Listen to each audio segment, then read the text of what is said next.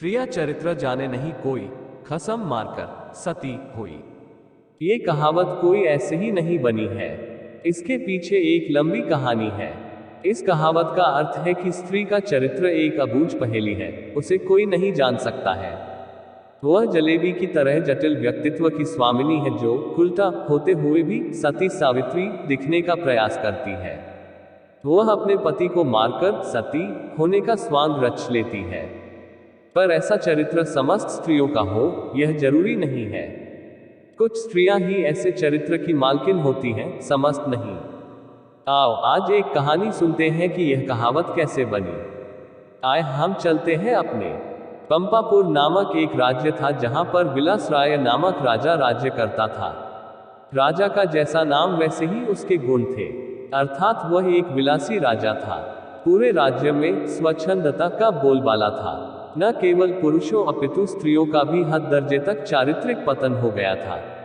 विवाहेतर संबंध कायम करना एक आम बात थी उस राज्य में। उस राज्य में सुधर्मा नामक एक लकड़हारा रहता था। उसकी पत्नी का नाम सुलक्षणा था। सुधर्मा सुबह सुबह लकड़ी काटने वन में चला जाया करता था और देर शाम तक वापस लौटता था। दिन भर घर में सुलक्षणा अकेली रहती थी और बोर होती थी।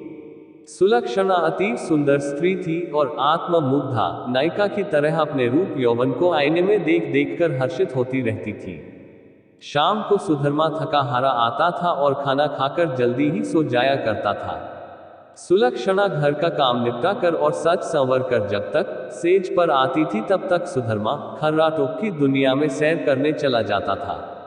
बेचारी सुलक्षणा मन महसूस कर सेज पर तड़पती रह जाती थी। उसका अतृप्त यौवन खून के आंसू रोने लगता था। घर गृहस्थी का सारा सामान सुलक्षणा ही लाती थी। एक दिन सेठ कहीं गया हुआ था और उसकी दुकान पर उसका नौजवान पुत्र चिंतामणि बैठा था। वह सुंदर तथा बलिष्ठ था। सुलक्षणा उसकी जवानी पर फिदा हो गई। सेठ के बेटे चिंतामणि ने भी सुलक्षणा जैसी सुंदर और सुडौल स्त्री पहली बार देखी थी, इसलिए वह भी सुलक्षणा की ओर आकर्षित हो गया। दो जवां प्यासे दिल मिल गए तो अब बदन मिलना भी आवश्यक हो गया था। चिंतामणि ने एक मिलन स्थल भी खोज लिया था। सुलक्षणा रोजाना सुधर्मा के सो जाने पर चिंतामणि से मिलने जाने लगी और वह सुबह होने से पहले वापस आ जाती थी।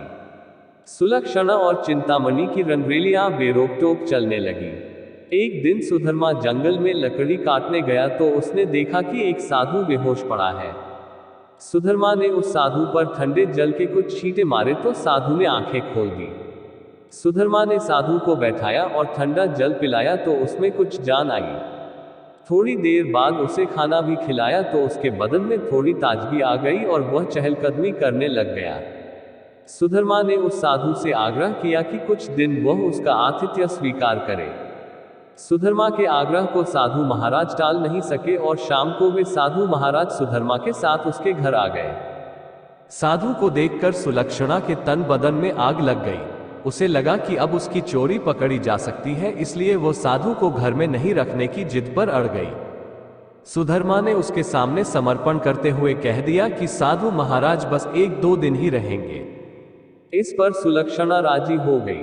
रात में सबने खाना खाया और साधु के लिए आंगन में चारपाई बिछा दी। सुधर्मा खाना खाने के तुरंत बाद ही सो गया था, लेकिन सुलक्षणा की आंखों में नींद कहाँ थी, वहां तो चिंतामणि की सूरत बसी हुई थी। उसका मन उड़कर चिंतामणि के पास चला गया था, मगर बदन तो सुधर्मा के घर में ही पड़ा था। यौवन को मन से ज्यादा तन की जरूरत होती है। सुलक्षणा को अपना बदन जलता हुआ महसूस होने लगा। उस आग बुझाने के लिए उसे चिंतामणि के सागर की आवश्यकता थी। सुलक्षणा उठी और उसने देखा कि सुधर्मा खर्राटे ले रहा है। तब वह साधु के पास गई। साधु भी चुपचाप लेटा था। सुलक्षणा ने उसे सोता हुआ जाना और फिर वह बंद संवर कर चिंतामणि से मिलने के लिए चल दी।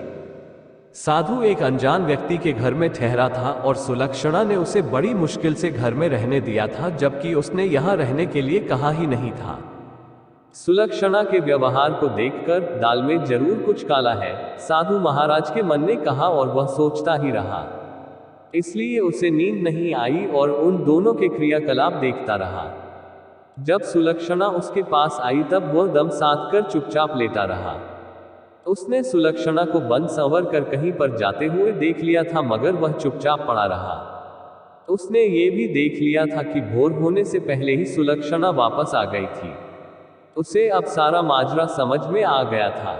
दूसरे दिन सुधर्मा जब जंगल से लौटा तो साधु ने उसे अपनी पत्नी से सावधान रहने को कहा और यह भी कहा कि उसकी पत्नी किसी से मिलने रात को कहीं जाती है। इस पर सुधर्मा को सुलक्षणा पर बहुत गुस्सा आया और उसने सुलक्षणा को मारा पीटा भी बहुत। उसने सुलक्षणा को एक खंभे से बांध दिया और सो गया। सुधर्मा के मकान के पड़ोस में हरिराम नाई रहता था, जिसकी पत्नी का नाम सुशीला था। सुलक्षणा की तरह सुशीला भी एक चरित्रहीन स्त्री थी। उसका भी एक यार था। चूंकि दोनों एक ही नाव पर सवार थी, इसलिए दोनों घनिष्ठ सहेली बन गई थी। दोनों सहेलियां एक दूसरे के संदेश लाने ले जाने का काम भी करती थी, इसलिए दोनों स्त्रियां एक दूसरे के प्रेमियों से भली भांति परिचित थी। उस रात जब काफी देर तक सुलक्षणा नहीं आए तो चिंतामणि को चिंता होने लगी। वह भागा भागा सुशीला के पास आया और सुलक्षणा को बुला लाने के लिए सुशीला से कहने लगा। सुशीला सुलक्षणा के घर गई तो उसे खंभे से बंधा पाया। तब सुलक्षणा ने सारी कहानी बता दी। सुशीला ने चिंतामणि का संदेश सुलक्षणा को दिया तो सुलक्षणा ने अपने बंधे होने की मजबूरी बता दी। इस पर सुशीला ने कहा, ऐसा कर, मैं तेरे बंधन खोल देती हूँ। तू चिंतामणि से मिला, तब तक मैं यहाँ बंधी रहूंगी। उसके इस प्रस्ताव पर सुलक्षणा की बाछें खिल गई और वह अपनी जगह सुशीला को बांधकर चिंतामणि से मिलने चली गई। साधु महाराज ये सब खटराक देख सुन रहे थे, मगर वे चुपचाप खाट में दम साधे पड़े रहे। रात में जब सुधर्मा की नींद खुली तो उसे सुलक्षणा पर थोड़ी दया आई और उसने सोचा कि उसने कुछ ज्यादा कठोर रूप धर लिया है। अब सुलक्षणा को खोल देना चाहिए। लेकिन मन ने कहा, अगर वह फिर से अपने प्रेमी से मिलने चली गई तो? अब इस सवाल का कोई जवाब नहीं था उसके पास। उसने सोचा कि इस बार यदि सुलक्षणा वचन दे दे कि वह अपने प्रेमी से मिलने नहीं जाएगी, तब वह उसे खोल सकता है। सुधर्मा ने जोर से आवाज लगाई, कलंकिनी, अगर मुझे तू यह आश्वासन दे दे कि तू उससे मिलने नहीं जाएगी तो मैं तेरे बंधन खोल दूंगा। लेकिन वहां पर तो सुलक्षणा नहीं अपितु सुशीला बंधी हुई थी। सुशीला ने सोचा कि यदि वह कुछ भी बोलेगी तो उसकी आवाज से सुधर्मा को पता चल जाएगा कि वह सुलक्षणा नहीं कोई और है, तो फिर सारा भांडा ही फूट जाएगा। इसलिए वह कुछ नहीं बोली और चुप रही। उसके इस तरह चुप रहने पर सुधर्मा को गुस्सा आ गया और उसने गुस्से में आकर कुल्हाड़ी फेंक कर दे मारी। कुल्हाड़ी सीधी सुशीला की नाक पर जाकर लगी और उसकी नाक कट गई। वो अंदर ही अंदर सारा दर्द सहन कर गई, मगर उसने एक भी कराह नहीं निकलने दी। कुल्हाड़ी फेंककर मारने से सुधर्मा का गुस्सा थोड़ा ठंडा हो गया और वह सो गया। उधर सुलक्षणा आज जल्दी ही वापस आ गई और जल्दी जल्दी सुशीला के बंधन खोल डाले। तब सुशीला ने अपनी कटी हुई नाक दिखाए और सारा वाकया सुना डाला। सुलक्षणा ये देखकर और सुनकर कांप उठी, मगर अब क्या हो सकता है। सुशीला अपने घर को चली गई और सुलक्षणा फिर से उसी खंभे से बंधी खड़ी हो गई। साधु बाबा चारपाई पर पड़े पड़े ये सारा क्रिया चरित्र देख रहे थे। थोड़ी देर बाद जब सुधर्मा की नींद खुली तो उसने अपनी पत्नी सुलक्षणा से फिर कहा, देख, तू अब भी मुझसे सच सच कह दे और मुझे यह वचन दे दे कि तू फिर कभी उससे मिलने नहीं जाएगी तो ठीक रहेगा, नहीं तो जिस प्रकार मैंने तेरी नाक काटी है, अब तेरे दोनों कान भी काट दूंगा। फिर तू नकटी और बूची हो जाएगी, तब तेरा घर से निकलना ही मुश्किल हो जाएगा। इन शब्दों को सुनकर सुलक्षणा के षड्यंत्रकारी दिमाग में एक युक्ति सूझी। उसे पता था कि नाक उसकी नहीं सुशीला की कटी है और इस बात का पता सुधर्मा को नहीं है। इस नासमझी का फायदा उठाना चाहिए। तब उसने क्रिया चरित्र दिखलाते हुए नाटक करना शुरू कर दिया और जोर जोर से रोना शुरू कर दिया। रोते रोते बोली, तुम मर्द लोग बड़े बेरहम होते हो। अपनी पत्नी पर झूठा इल्जाम लगाकर उसकी नाक काट देते हो। मैं कोई कुलटा स्त्री नहीं हूँ जैसा कि तुमने मुझ पर आरोप लगाया था। मैं एक पतिव्रता स्त्री हूँ और मैं आज तुम्हें ये सिद्ध करके दिखा दूंगी कि मैं कितनी सती, नेक और पतिव्रता हूँ। ऐसा कहकर उसने आसमान की ओर देखा और भगवान को संबोधित करते हुए बोली, हे प्रभु, हे माता गौरी, हे समस्त देवी देवताओं, हे दसों दिशाओं, आप सभी मेरी बात ध्यान से सुनो और मेरे साथ न्याय करो। मैं यदि तन मन और वचन से एक पतिव्रता और सती स्त्री हूँ तो मेरे पति ने मुझ पर बदचलन होने का आरोप लगाकर जो मेरी नाक काटी है वह नाक फिर से जुड़ जाए और एक पतिव्रता स्त्री क्या होती है ये पूरे जग को पता चल जाए। और वह ओम नमो भगवते वासुदेवाय नमः का जाप करने लगी। सुधर्मा ये सब देख और सुन रहा था। अभी 3-4 बार ही मंत्र का जाप हुआ था कि सुलक्षणा चीख पड़ी, मेरी नाक जुड़ गई। मेरी नाक पहले जैसी हो गई। हे भगवान, तेरा लाख लाख शुक्र है जो तूने एक पतिव्रता स्त्री की लाज रख ली और मुझ पर बदचलन होने का झूठा आरोप जो मेरे पति ने लगाया था उसे खारिज कर दिया।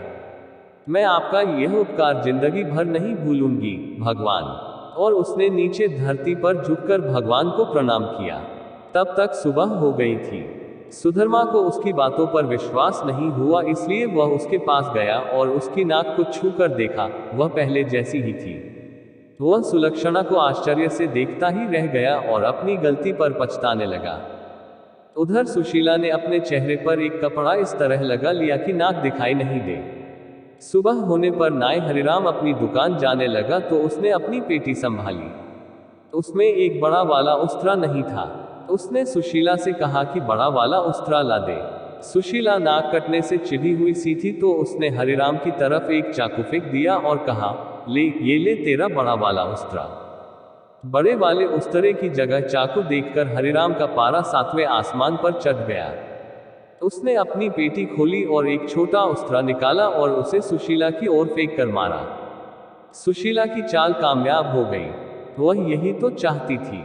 उसने उस्तरा हाथ में पकड़ा और जोर जोर से चिल्लाने लगी, अरे मेरी नाक काट दी, हाय मेरी नाक काट दी। उसकी आवाज सुनकर अड़ोसी पड़ोसी आ गए और वहां भीड़ लग गई। लोगों ने देखा कि सुशीला की नाक कटी हुई है और उसके हाथ में एक छोटा उस्तरा है। सुशीला कहे जा रही थी कि उसके पति ने उसे बदचलन बताकर बेवजह ही उसकी नाक इस उस्तरे से काट दी है। लोगों ने सुशीला की बात सही मान ली और हरिराम नाई की खूब धुनाई कर दी। इतनी देर में राजा के सिपाही आ गए और हरिराम नाई को पकड़कर ले गए। राजा की अदालत में मुकदमा चला। सुशीला ने स्वयं को सती सावित्री पतिव्रता बताते हुए अपने पति पर आरोप लगाया कि उसने उसे बदचलन बताकर उसकी नाक उस उस्तरे से काट ली थी। उस्तरा भी था और सुशीला की नाक भी कटी हुई थी। एक पत्नी अपने पति पर मिथ्या आरोप क्यों लगाएगी? राजा ने हरिराम नाई को दोषी मानते हुए उसे मृत्युदंड सुना दिया। इस मृत्युदंड की चर्चा पूरे राज्य में फैल गई। सुधर्मा के घर में ठहरे हुए साधु महाराज ने भी जब हरिराम नाई को मृत्युदंड की बात सुनी तब वह विचलित हो गया। उसे दोनों स्त्रियों के क्रिया चरित्र का संपूर्ण ज्ञान था। दोस्तों, ये स्टोरी आप लोग को कैसा लगा? अगर यदि अच्छा लगा होगा तो हमारे चैनल को लाइक और सब्सक्राइब जरूर करें और इस कहानी का दूसरा भाग भी हम जल्द ला रहा हूँ।